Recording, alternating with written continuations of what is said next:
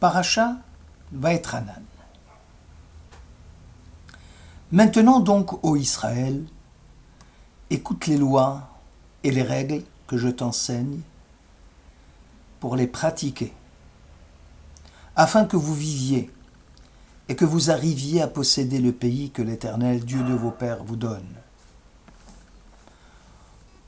Observez-les, pratiquez-les.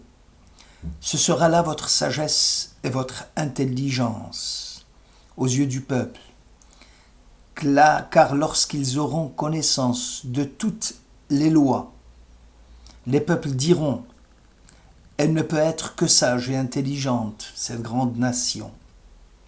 Garde-toi et évite avec soin pour ton salut d'oublier l'événement dont tes yeux furent témoins, de les laisser échapper de ta pensée à aucun moment de ton existence. Fais-les connaître à tes enfants et aux enfants de tes enfants. » Deutéronome chapitre 4, versets 6 à 9. Le Khatam Sofer écrit que le Chumash de Pentateuch paraît bien maigre. Quantitativement parlant, comparé aux œuvres scientifiques des nations. Aussi la tentation serait grande de vouloir approfondir les sciences profanes pour mieux comprendre l'exégèse de la Torah. En effet, dit le Khatam Sofer, comment comprendre les lois de la Néoménie, Rosh Chodesh, sans connaissance préalable de l'astronomie? Ou comment comprendre les lois pénales qui frappent le prestidigitateur sans l'approfondissement des sciences occultes? Comment connaître les lois de l'abattage rituel sans connaître la science anatomique de l'animal? Le lecteur de la Bible est frappé par le silence des textes bibliques concernant les dites sciences physiques. Parallèlement, le Deutéronome insiste pour dire que l'homme étanchera sa soif de connaissance dans des bibliothèques des nations où des milliers d'ouvrages traitent des thèmes aussi variés que nombreux. Alors, la sagesse des nations, est-ce un passage nécessaire pour mieux accéder à la connaissance de la Torah? Le Talmud de Babylone répète. Est-il permis d'étudier le grec? Le grec, à l'époque, était la science la plus évoluée. La réponse fut sans appel. Il est dit à propos de la Torah, tu la méditeras jour et nuit. Vehagitabu yomam valayla. Dès lors, écrit le maître, pour étudier une autre science, il faut trouver un espace-temps autre que le jour et autre que la nuit. La vérité est que l'homme d'Israël a le devoir de croire que le Pentateuch renferme à lui seul tous les trésors cachés ou dévoilés présents ou à venir de la science moderne. Le croyant admet que le savoir de la Torah désigne l'ensemble des connaissances, l'ensemble des discours, des pratiques, des méthodes d'investigation accumulées par l'humanité au cours de son développement.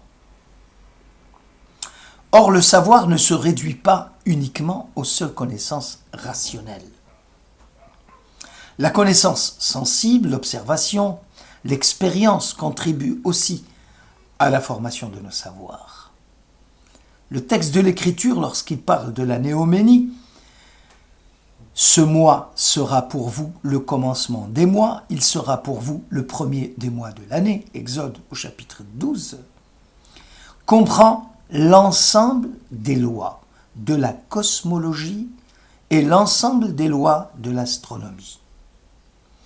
L'objectif de l'homme de la Torah est de dévoiler les lois physiques contenues dans la nature et concentrées dans les vérités du texte sacré de la Torah. Moïse, en s'élevant contre la persécution de son peuple, il va lier la protestation du peuple contre toutes les dictatures et les procédés inhumains des dictateurs. Donc la Torah ne se limite pas uniquement au texte, mais elle renferme en concentré toutes les vérités que nous trouvons en science, dans la morale, dans la psychologie, dans l'histoire.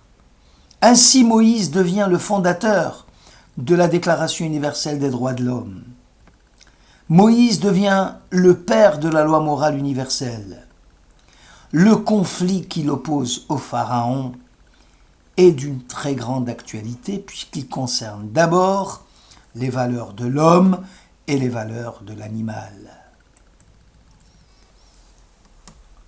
Pour Pharaon, l'animal est sacré. Son sacrifice est une abomination.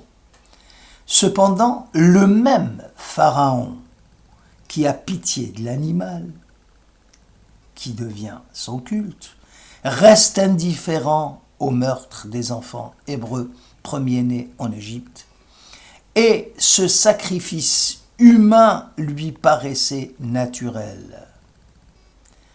Le croyant est partiellement homme religieux et partiellement homme de science. D'une part à cause de l'âme religieuse qui imprègne son être, et d'autre part à cause de l'esprit scientifique qui l'habite. Pour utiliser le langage mystique du Baal Hatanya, il a en lui, l'homme, le Nefesh Elokit et le Nefesh Bahamit Tiv'it, l'âme végétative, naturelle, animale, celle qui permet de boire, de comprendre, d'analyser, de discerner, et Nefesh Elokit est cette flamme du divin, cette âme divine qui, elle, l'appelle à la mitzvah, qui, elle, imprègne son être et d'une façon religieuse et sacrée. Ainsi, dans une personnalité qui est en même temps religieuse, elle a en elle, en même temps, à cause de l'esprit scientifique qui l'habite, au sein même de sa sainteté, vont émerger des contradictions dues justement à la matière.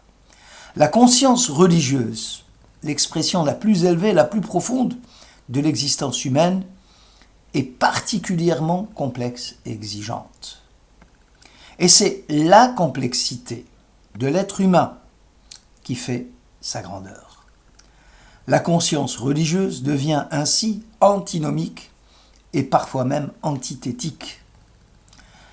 Les concepts vie présente et vie future, omniscience de Dieu, libre arbitre, amour, crainte envers Dieu, transcendance, proximité de Dieu, profane, sacré, tout s'y oppose, tout s'y confronte.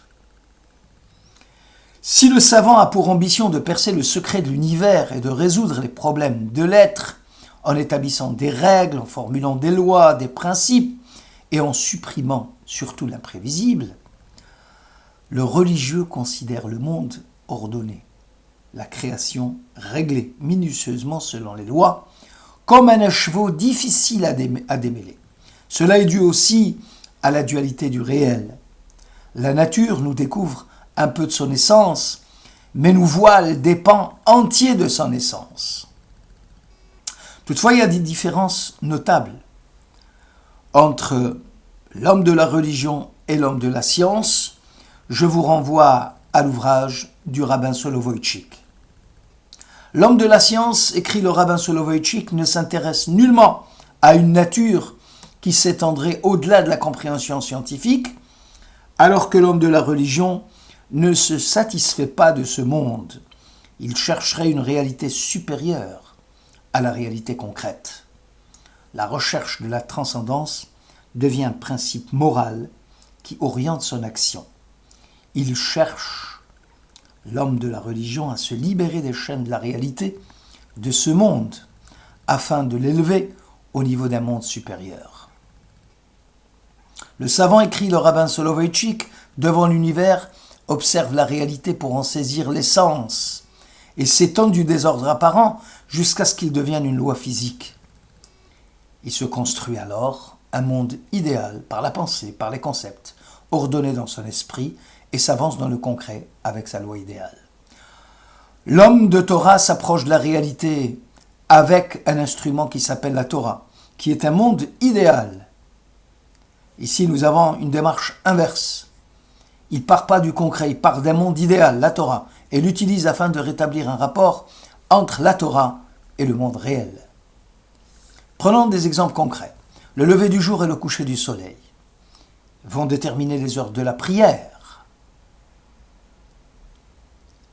pour l'homme de la religion. Les règles de menstruation, les étapes de l'accouchement déterminent les lois de la pureté familiale. Les dommages, le commerce, le voisinage, les créanciers, les débiteurs vont fixer les lois du commerce. La cour, la jurisprudence, les tribunaux, les sanctions vont donner Dieu à la justice en Israël.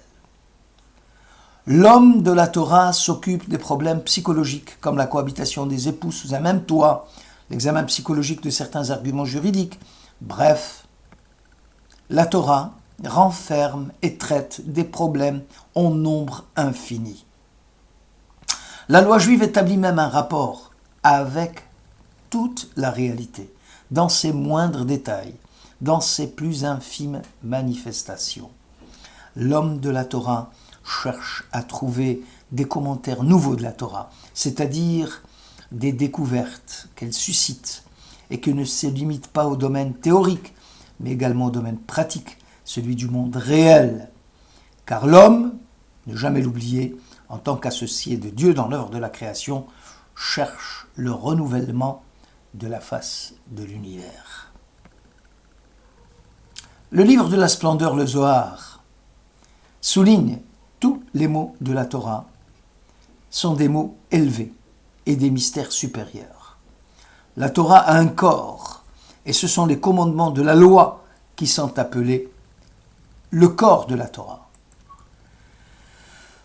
Le corps revêt des vêtements, et ces vêtements sont appelés les émanations du monde, les séphirotes du monde. Les insensés ne considèrent que les vêtements. Ceux qui savent davantage ne s'arrêtent pas aux vêtements, mais observent le corps de la Torah. Les sages serviteurs du roi suprême, qui se tiennent sur la montagne du Sinaï, ne regardent que l'âme qui est l'essence de tout. Écoutons le grand maître Nachmanide dans sa préface sur le Pentateuque, il écrit « Tout ce qui a été transmis à Moïse au niveau de la Bina, du discernement, a été transcrit dans la Torah explicitement ou par allusion dans les 22 lettres de l'alphabet hébraïque. Qui pourrait prétendre, après cela, que la Torah d'Israël souffrirait d'un manque quelconque? Le texte sacré dit « c'est là notre sagesse ». C'est là notre intelligence aux yeux des peuples. L'homme, apogée de la création, entre dans ce monde chargé de mission, la mission de créer, la mission de renouveler. Il doit veiller avec vigilance sur la réalité pure de la création. Il doit réparer les défauts de la création et participer avec le Créateur au renouvellement de l'œuvre créatrice. Parvenir à une création parfaite, telle est l'aspiration suprême de la communauté d'Israël. Le puissant idéal, religion et sagesse des nations illumine la route du peuple éternel. Shabbat Shalom.